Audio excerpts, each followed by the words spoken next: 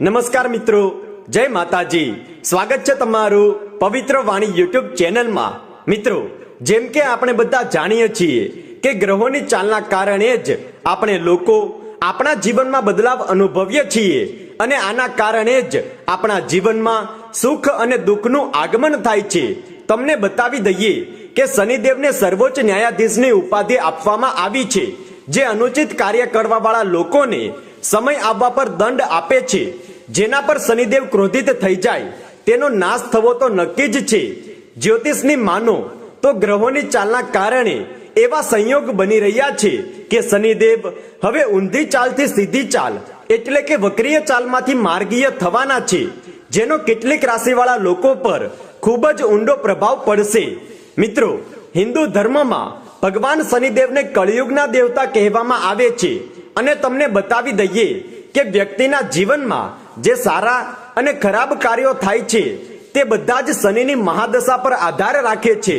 ક્યારેક જોવામાં આવ્યું છે કે કોઈ મુશ્કેલ કામ સહેલાઈથી પૂર્ણ થઈ જાય છે, તો ક્યારેક કોઈ આસાન કામ પણ ખૂબ જ મહેનત કર્યા બાદ સફળ નથી થતું.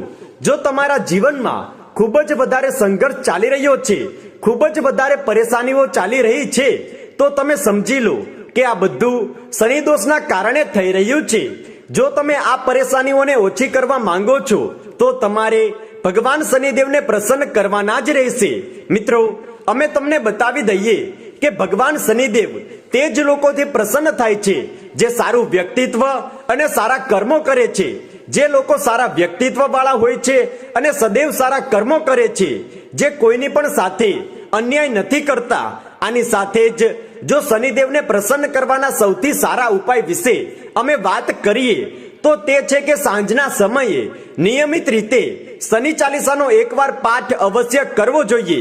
જો તમે શનિ ચાલીસાનો પાઠ નથી કરી શકતા તો તમે હનુમાન ચાલીસાનો પાઠ કરો. આની સાથે જ શનિ પ્રસન્ન મંત્ર ઓમ સન શનેશ્વરાય નમઃ આ મંત્રનો 11, 21 કે 108 વાર જાપ કરો.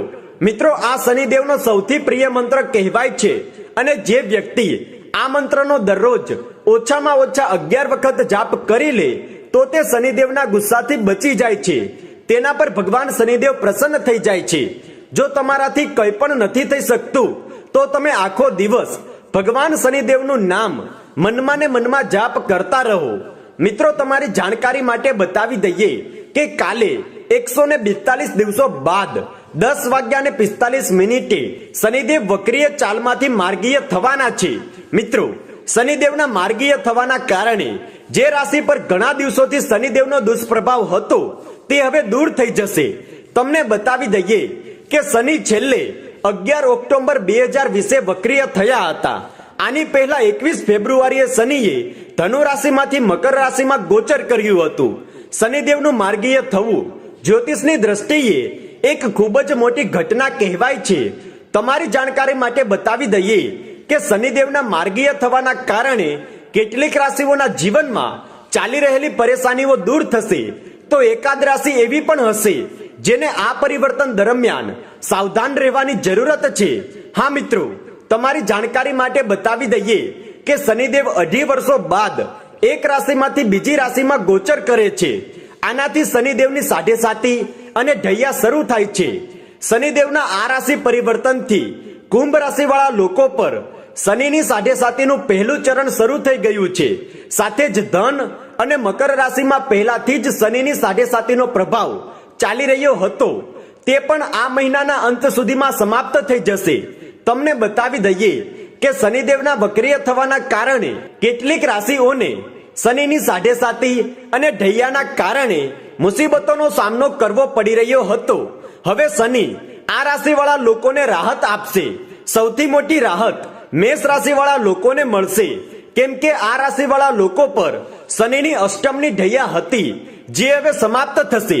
મિત્રો, તમારી જાણકારી માટે બતાવી દઈએ કે ઉતરતી સાઢેસાતી આમ તો લાભકારી કહેવામાં આવે છે, પરંતુ તે એના ઉપર નિર્ભર કરે છે કે તે રાશિવાળા લોકો સાથે શનિદેવનો કેવો સંબંધ છે. તમને બતાવી દઈએ કે ધન રાશિનો સ્વામી દેવગુરુ બૃહસ્પતિ છે અને દેવગુરુ બૃહસ્પતિનો શનિ સાથે કોઈ સારો સંબંધ નથી. એટલા માટે ઉતરતી સાઢેસાતી ધન રાશિ વાળા માટે ખૂબ લાભદાયક નહીં રહે.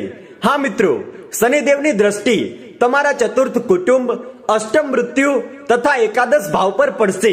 આ દરમિયાન તમારે અનાવશ્યક કાર્યોમાં ખર્ચો થશે, જેના કારણે ધનનો સંગ્રહ કરવો તમારા માટે કઠિન બની જશે. આ દરમિયાન ઘણી કઠણાઈઓથી તમને ધન લાભની સંભાવના છે.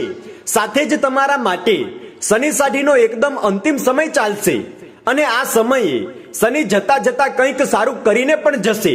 અને એવું ત્યારે જ સંભવ થશે જ્યારે તમે ધૈર્યપૂર્વક કાર્ય કરતા રહેશો.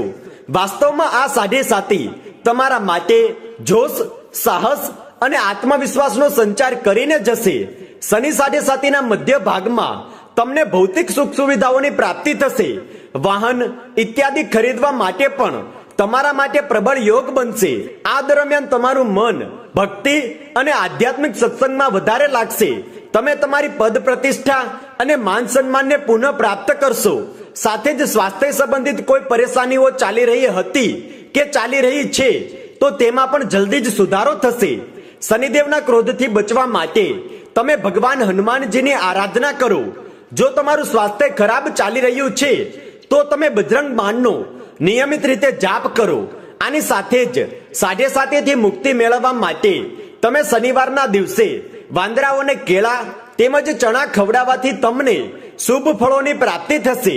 મિત્રો, આ તો વાત થઈ કે કઈ રાશિઓને સાવધાન રહેવાનું છે.